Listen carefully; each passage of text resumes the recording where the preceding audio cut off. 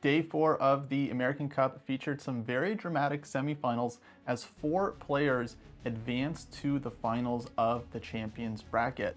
Hello folks, I'm International Master Kostya Kavutskiy and I will be recapping all of the day's action from the 2024 American Cup here in St. Louis. Now, starting off with today's results in the open section, Robson managed to hold on to his lead against Wesley So, drawing the final 2 games in their Champions Bracket match to win that match 2.5, 1.5, and advance to the final.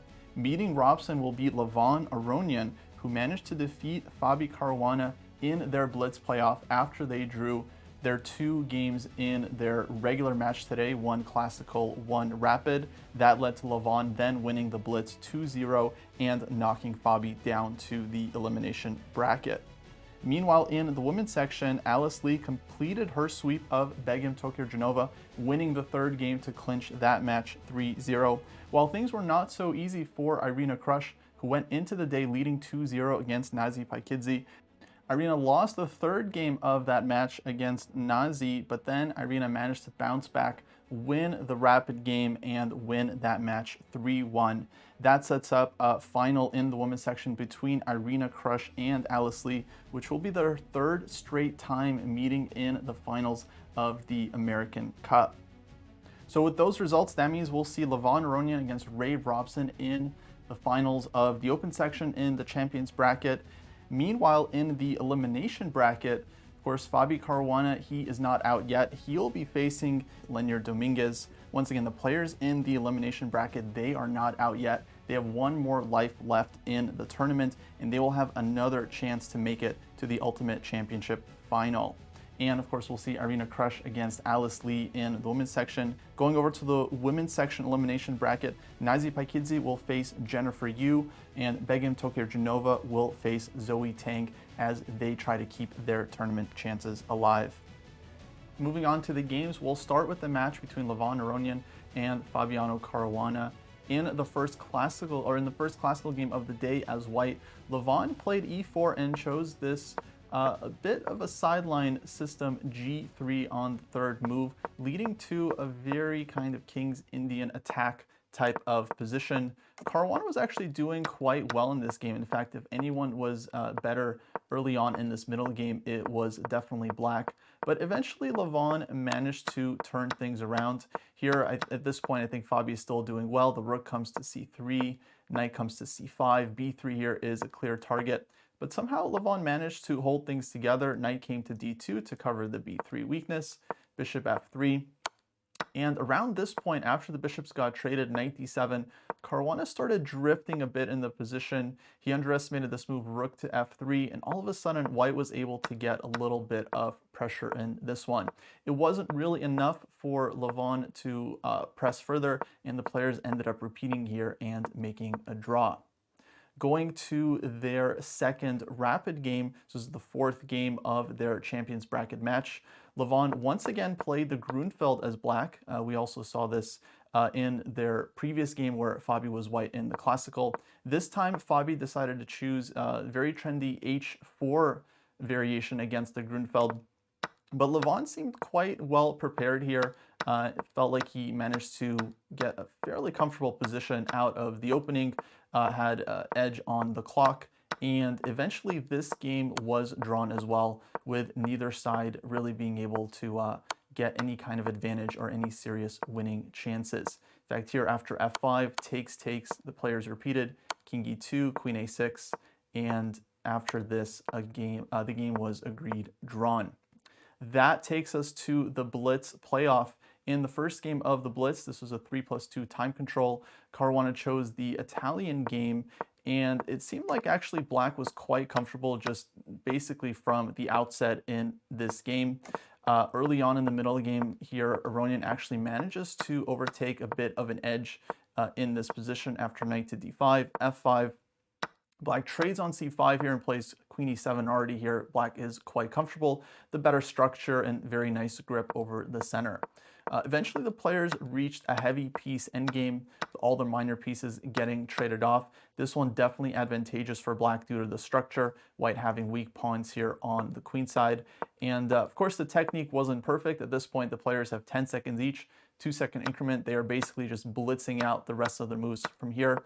But long story short, what ended up happening is they got this double rook endgame with Levant having an extra pawn. And he was able to nurse this one all the way home. I think very practical decision here with f4, just launching that pawn forward after g takes f4. White had tons of weaknesses on the king side, and once again, eventually Aronian was able to convert this. At some point, the rooks here got traded off after rook to g5. And after king to g5 here, black was up 2 pawns and was able to score the full point. This put Fabi in a must-win situation in the second blitz game as black. Levant decided to play e4 himself and chose the bishop b5 check variation against Caruana's Najdorf setup. Here, I think actually Caruana was doing quite well out of the opening. At least seems like he got what he wanted in a game where you absolutely have to play for a win with black. In fact, he was leading on the clock as well, in addition to having a pretty comfortable position on the board. But things got very, very hectic in the eventual time scramble, and Levant was able to turn things around. I'll take you folks to the critical moment here at the end of the game. Levant played this move e6, which I think was a very, very strong move, opening up the bishop, opening up the queen, and also creating some weaknesses against black's king. Fabi reacts with f5, but now queen a7, white's pieces start coming in. The queen is super active here. Although the bishops are a bit awkward, it is also not super easy for black to handle this position, especially since black absolutely has to play for the win here. Bishop f6, queen d7 played. Fabi tries to keep the queens on the board with queen a8, and now very, very nice move c4. This was just really difficult for black to deal with in time pressure. The point is that white is undermining the knight on a4, so if black takes on c4, of course, white picks up the piece and wins the game. But otherwise, white is starting to take on b5 and then push b6, and this pawn can become very strong. According to the engine, the only move here was knight to c5 to at least keep things level. Instead, Fabi tried knight c3, but now after c takes b5, a very nice find by Levant with just seconds on his clock. The point here is that knight takes d1, white is not going to recapture here, white can just push b6, followed by b7, and this pawn is promoting as that bishop on g3. You guys remember Levant's move e6, that bishop is opened up and that b8 square is under white's control. So Fabi, basically on the verge of flagging, just tried h5, b6, and it was all over here with Levant winning the second game and converting the match. Moving on to the other semifinal in the open section between Robson and So. Going into today's games, Robson was leading 1.5 to 0.5 in this match, and we just need to get to that magic 2.5 number to advance. In the first game as white, this was a classical game. Ray tried the e3 variation against Wesley So's Nimzo, and this one was pretty solid. Wesley not in a must-win situation just yet. He would get white in that final rapid game. So it seems like neither player had much of an incentive to really take a ton of risk. Nevertheless, the position was rather balanced anyway.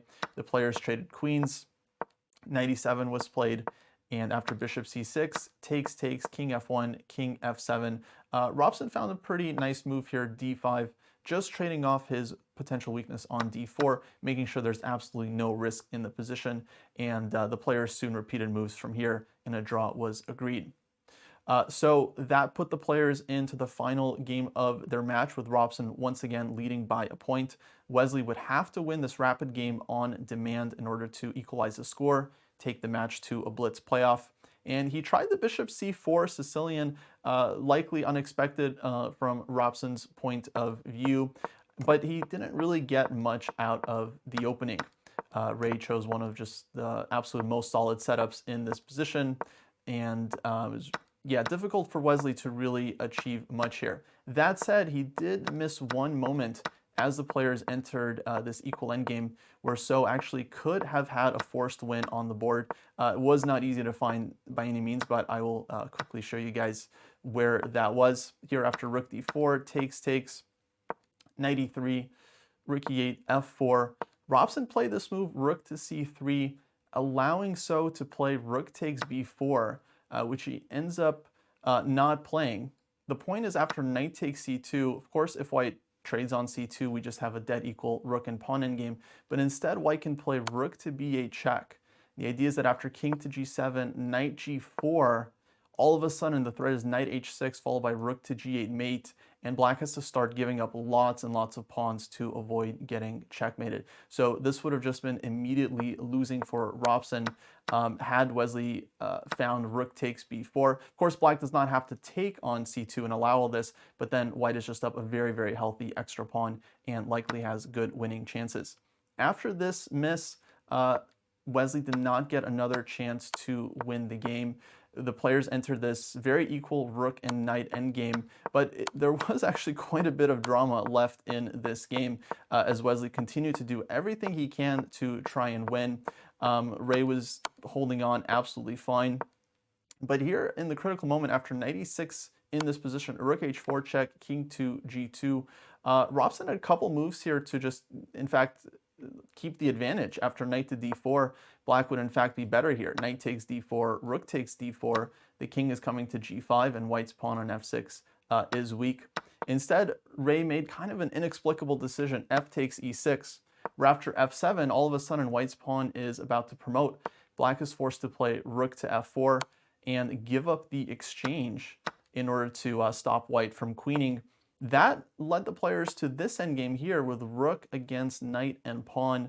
Fortunately for Robson, this was a draw, and although Wesley tried for many, many moves here, ultimately he wasn't able to create any chances. That said, he did put pressure, and the end of this game actually was very dramatic, with Wesley shuffling his king and rook around, looking for zugzwangs. Ray defending here very, very nicely. This move, knight to d6, fantastic. The point being, if white takes on g3, let's say with the king, then king to d4, black will be able to trade off white's last pawn and get a very drawn rook versus knight endgame. Same thing after rook takes g3, e4 check would be played. Black trades off the last pawns and should hold from there. But what happened at the end of this game, king e3, king e6, rook g4, king d5, rook g5, king e6, all of a sudden in this position, Wesley ended up flagging, running out of time. He was clearly looking for a way to continue the game. He was not satisfied with a draw. That would knock him out of this match. But in looking for a move, he completely forgot about the clock, ends up losing on time, and that allowed Robson to advance, actually with a 3-1 score. Heading to the women's section, Alice Lee was the first finalist after she defeated Begim Tokirjanova in their third game here. Begim was, of course, in a must-win situation for both games today. So first she had to win this classical game as black, easier said than done, and then she would have a chance to catch up in the rapid as white. But Alice didn't even let her just get any chances whatsoever. This was just a very, very clean game from Alice. She plays the Petrosian variation against Begim's Queen's Indian, knight to c3. Here, the most solid and main line for black is to play d5. This leads to quite dry positions. Instead, Begim played bishop to e7, but that allows Alice to already seize a nice space advantage with the move d5, followed by e4. Here, white just gets a ton of space, and although the position isn't the simplest to play, I think white just ended up getting a very, very comfortable advantage. a5, knight to d4, very nice move here from Alice, putting pressure on e6 and provoking black. If black were to push e5, then the knight gets the very nice f5 square, and once again, white is just doing quite well. Instead, queen d7 was played, bishop c2, c5, knight b5, takes, knight g4, bishop f4, and castles. And already here, white just has strategically winning position. Basically, the outpost on b5 is extremely strong. White has more space. Black's pieces are in just really difficult positions here. Bishop on b7 isn't good. Knight on b8 is out. Basically, Begim had to play this game for a win, and that led her to take huge, huge strategic risks in the position, and ultimately that just didn't pay out. Alice ended up playing just fantastic game. Rook takes e7 here. Very nice exchange sacrifice to pick up the d6 pawn and just continue piling on to white's pressure. Of course, a draw would be enough for Alice in this game, but with a completely winning position, she definitely wanted to convert it and eventually manages with just a series of nice moves here. Queen f6, defending the rook on e7. If knight takes e7, d takes e7, and black's queen and rook are forked. Actually, we looked at this in the post-mortem with Alice, and she mentioned, she was a little bit worried about queen to d2 here, with the idea that if takes, black has some threats. Queen takes e2, queen e1 as well, and this isn't the simplest position for white to convert.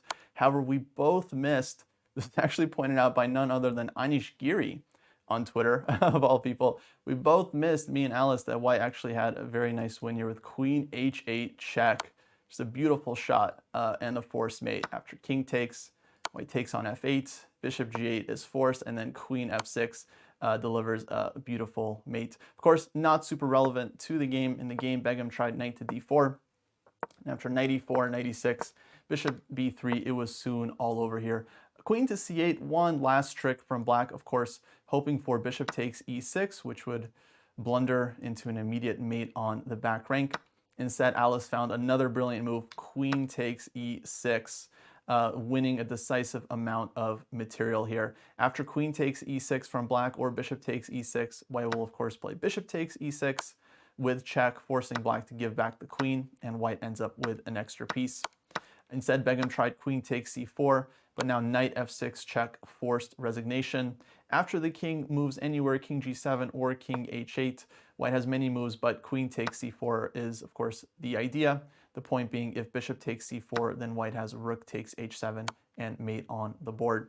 So another very nice win by Alice. She moves on to the finals, where she will face Irina Krush, who just managed to survive a very difficult match against Nazi. Of course, Irina won the first 2 games in this match, and it seemed like it was all but over, but Nazi managed to bounce back and actually win the classical game, starting a potential comeback. This was their classical game with Nazi playing white. She opted for e4 and a closed Sicilian type of setup in a must-win situation. Here she castles queenside, and Irina actually misplayed this one in a quite instructive way here. The position was very, very sharp. King's just likely being castled on opposite sides of the board here, as black is going to likely castle kingside. In this position, after f5, Irina played this move knight d4, which was not the right approach. As pointed out on Twitter, b4, this would have been the right way for black. And the difference here is that in this position, black is keeping their long-term attacking chances. The bishop on g7 is opened up, and black always has ideas of a5, a4, followed by breaking with b3 or a3, and so on. What happened in the game is after knight d4, knight e2, knight c6, white is able to trade on d4, play c3, knight f3, and now after b4, c4, all of a sudden it's very difficult for black to actually open lines on the queen side. As soon as you play b3, white will close things down with a3, and the king is going to b1. So all of a sudden here, white has a very nice strategic advantage. Knight d4 was played, takes, king to b1, and this position was just very, very nice for white. Of course, the conversion wasn't simple here, but basically white is just pushing on the king side, as black has very little counterplay on the queen side. And Nazi didn't play this one perfectly, although this was a nice moment. Knight takes d4, utilizing the pin on the e-file. h5, h6 here. Black just forced to make this move, otherwise h6 would be way too painful. What ends up happening after a series of moves, Nazi decides to take things into the endgame, where she has a good knight against a somewhat empty dark sword bishop here, and she was able to convert this one with quite decent technique. Knight takes d6, d5, and white's d and c pawns essentially decided the game in this one. So winning that game, Nazi had a chance to equalize the match if she could win the final rapid game against Irina. Problem is, Irina got white in this game and got just a very, very comfortable position right out of the opening. Paikidze tried this kind of modern setup with g6, bishop g7, knight to d7, eventually playing c5 and taking things into Benoni structure. But I believe this position is already quite comfortable. White has a ton of space, and it's going to be difficult for black to really open things up and create counterplay. After castles, knight e8, bishop f4, these moves were all thematic. Knight e5 was played by black, and after knight takes e5, probably the losing mistake of the game, d takes e5. For better or worse, black had to play bishop takes e5 and try to play this position where white has a very clear advantage, but it's not decisive or anything. But what happened in the game is that after d takes e5, bishop to e3, the problem for black was that this bishop on g7 was just locked out for the rest of the game. The structure was very, very difficult for Nazia to handle, and now white just has a very clear target on c5. a5 is coming, followed by knight a4, and this position I think was actually quite straightforward for Irina to play. All of her moves were very natural here. Queen c2, rook to b1, b4 is coming, and yeah, essentially the position just played itself. f5, f3, takes, bishop f5, b4, takes, c5, not even recapturing, just advancing the massive pawns forward. Clearly all of white's pieces here are doing very well on the queen side. Bishop e4 and knight to b5 was played. But after takes, and very nice move, queen to a2, this really kind of sealed the deal here for white. Irina defends the a5 pawn and sets up the threat of d6 check, which is a very important tempo against the queen. Also gives her time to play rook takes b4, winning back the pawn that she never recaptured. And this leaves black with just a terrible position here. Just all the pawns weak on the b file. And yeah, Irina managed to convert this one quite smoothly. And with that, she was able to win this match and qualify to the finals once again. So with that, we've got the next stage of the bracket set up. Once again, it'll be Levon Aronian against Ray Robson in the open section finals, with Irina Krush taking on Alice Lee in the women's section. But the tournament is far from over, as we still have a bunch of players in the elimination bracket still in the hunt, and they are very much going to be fighting for their last chance to stay and win this tournament. Thank you folks for tuning in. This has been International Master Kostya Kavutskiy. I'll be back with recaps for all of the action here from the 2024 American Cup. Thanks, and see you next time.